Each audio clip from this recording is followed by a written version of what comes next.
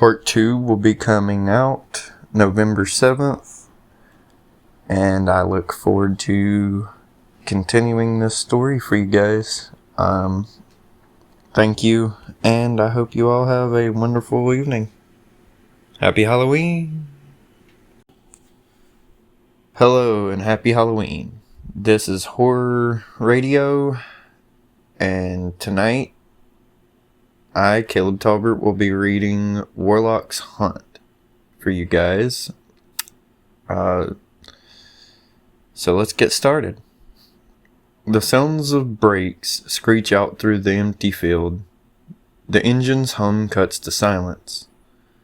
The bright headlights laminated the dilapidated double wooden front doors of a massive mansion before they too cut off, leaving dim multicolored lights that create a pathway to the doors. Quinn opened the passenger side door of his Ford Explorer. Jace pushed open the driver's side door, followed by the back doors, swinging open, unpacking Kara, Mary, and Caden. "Come on, guys, let's go," Jace says, closing the car door. Quinn stepped in front of his car, staring up at the old boarded-up and run-down mansion. Vines ran up the cobblestone blocks like long, spindly fingers crawling towards the freedom of the sky. "Do we really have to do this, Jace?" Quinn asked. "Yeah, Quinn," Jace said. "You need to get over your fear of haunted houses," Jace continued. Jace steps next to Quinn and puts his arm around his shoulders. "And what better way to do that than to try and scare us?" Jace finished excitedly. I guess you're right," Quinn said. "It would be nice to be the monster for once," Quinn stated with a fake bravado in his voice. "Yes, indeed, it would." A dark-haired, pale skin young man said gleefully from the now open double doors. "Welcome to Warlock's Hunt, the place where you haunt your friends and family," the dark-haired, pale-skinned man continued with yellow teeth bore into a creepy smile behind his blue, thin, and pale lips. "Hey, man," Caden said. "Please, call me Retznum, the Warlock," Retznum interrupted. "Hi, Retznum, the Warlock," Jace continued. Muffled laughter came from Kara, Mary, and Caden's direction. Retznum looked sharply at the trio. "Troublemakers don't last through the night here at Warlock's Haunt," Retznum said menacingly. Retznum's demeanor switched from menacing back to welcoming. Quinn and Jace look at each other concerningly. "Come in, please," Retznum said, ushering the group through the wooden double doors and inside the mansion. Retznum turned on his heel and outstretched a pale hand and an arm covered in velvet fabric that fell into a long coat. The coat looked to be over 2 centuries old with patches over the elbows. "Not you, not yet," Retznum said. Quinn came to a halt and looked at Retznum quizzically. "You will be called in after your friends have a chance to settle in the house," Retznum said in a calm tone. Retznum grabbed a hold of the door handles and with a high-pitched creak and thud of wood against wood echoed out into the night. Quinn stood back looking up at the massive house in front of him. He couldn't help but think back to the night he took his little sister to a haunted house a lot like the one he found himself staring at, while the feeling of hatred and tinge of fear he couldn't explain washed over him. Quinn's thoughts faded away like a fog lifting from its nightly hangout by the high-pitched creak that emanated from the wooden doors swinging open. "Come in, Quinn," Retznum said. "How do you know my name?" Quinn asked. "Your friends told me about you, of course. They want me to help you scare the life out of them," Retznum said. Quinn stepped past Retznum into the foyer.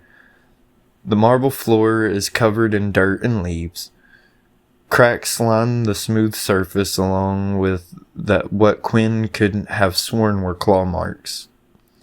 Leaves and rubble crunch beneath Quinn and Retznum's footsteps as they turn left down a long corridor and to the right into the bar room. Each of the 3 bar room's liquor shelves contained a werewolf mask with thick fur and yellow, razor-sharp teeth.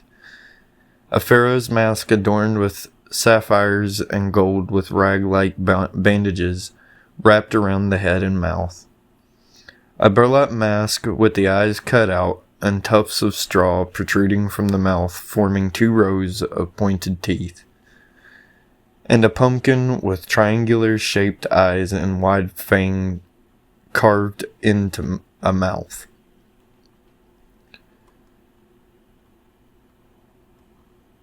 "What do I do now?" Quinn asked. "Pick a mask from the wall. The mask you choose will be used to scare them all," Retznum said ominously. Quinn walked behind the counter and peered into each of the mask's eyes and sat on the shelves. Quinn scanned left to right, thinking of the best mask to scare his friends with. Quinn's eyes stopped on the pumpkin mask. "That's strange," Quinn thought to himself. The pumpkin's eyes glowed ember. Quinn reaches out for the mask and inspects it closer. "Impossible. There isn't anything in the mask that makes it light up like that," Quinn said mistakenly out loud. "Maybe that is the perfect mask to scare your friends," Retznum suggested. "Yeah, they'll think it's cool if not somewhat scary," Quinn said. Quinn turned the mask around in his hands, pulled the pumpkin over his head, and adjusted it on his face where he could see through the 2 triangular cutout eyes.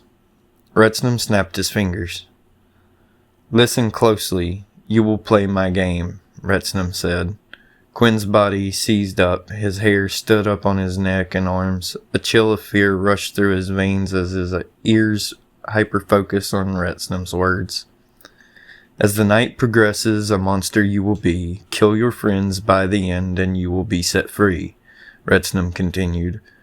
"But if one should escape, that mask you wear will be your fate," Retznum said with a chuckle.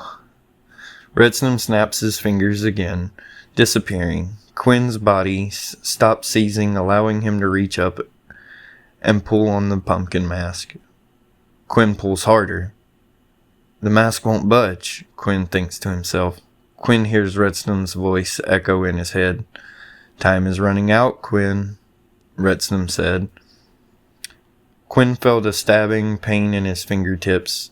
His nails pushed outward as his screams filled the air. His nails dropped one by one to the floor with tiny thuds. Quinn's scream, now a demonic roar, subsided with the pain. Quinn, still grunting in pain, looked down at his fingers. His nails were now long, sharp, splintered wood. His blood stained the tips of the splintered wood. "What the hell is going on?" Quinn said. "I need to find Jace," Quinn thought. Quinn ran out of the bar room, down the long corridor to the voyeur. Leaves and rubble crunch and kick against the wooden baseboards as he ran. Quinn turned toward the entrance. The double doors leading to the outside world were gone. Quinn yells for Jace as he walked up the stairs. With each panic scream, the mask bellows insults and taunts in a sing-song, demonic tone. "Hey guys, get out here. We have a problem," Quinn said. "Hide or fight, you will die tonight," the mask bellows over Quinn. Quinn's feet touched down on the hardwood of the top floor. The sound of ruffling drew Quinn's attention to the bedroom at the far end of the hallway to his right. Quinn broke out into a run, turns the doorknob, and pushes open the door. "Jace, please come out," Quinn yells. Come out, wherever you are," the mask bellows again. A crash and grunt emanate from the closet. Quinn rushes to the door, swings it open. Caden is on his back, giggling. "Hey man, cool map," Caden said. Quinn's long, splintered wooden nails dug into Caden's throat, cutting off his words as blood shot from the fresh wounds. Quinn's grip tightened around Caden's Adam's apple before he separates Caden's throat from his body. Blood stains Quinn's shirt. "No, what is going on right now?" Quinn said, panicking. "One down, 3 to go, 4 hours left to save your soul." Retson's voice echoed with laughter.